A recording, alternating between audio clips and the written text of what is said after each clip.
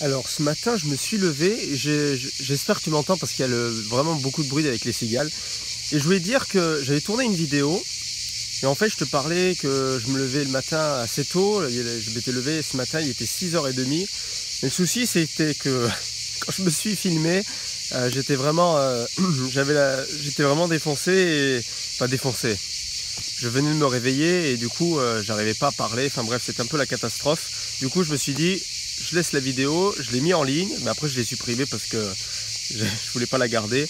J'ai dit je vais en refaire une un peu plus tard pour te réexpliquer ce que je voulais t'expliquer ce matin. Alors en fait, ce que je voulais dire, c'est que c'était que ce matin, je me suis levé, il était 6h30. Et à 6h30, là je profite de 2 semaines de vacances. J'ai pris 2 semaines.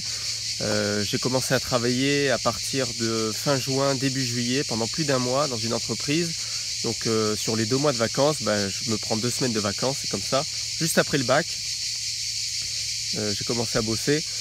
Et en fait, je me suis levé ce matin et j'ai pris un livre et je suis allé me poser là-bas, après je te montrerai une image, au bord de la mer.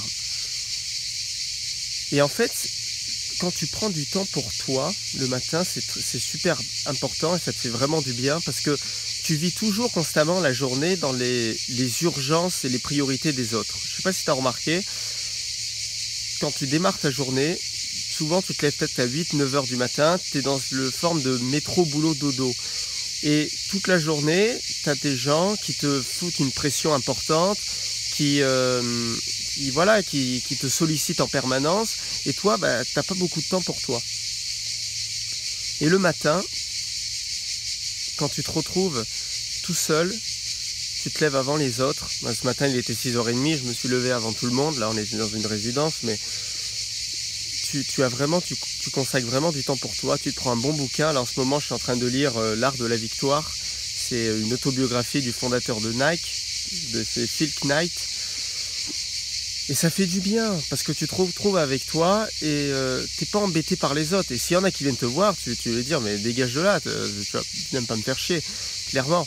Mais on a souvent, dans une journée, tu sais, on a 24 heures. Et il y a beaucoup de gens qui vont dire, tu sais, 10 minutes, j'ai pas 10 minutes dans ma journée. Apprends à te lever peut-être 10 minutes plus tôt, chaque matin, tu mets un petit réveil, tu l'avances de 10 minutes. Voilà. Au lieu de te lever à 9h, tu te lèves à 8h50. Ne serait-ce que 10 minutes. Tu sors dehors, tu souffles, tu prends du temps pour toi, tu penses à toi, tu réfléchis.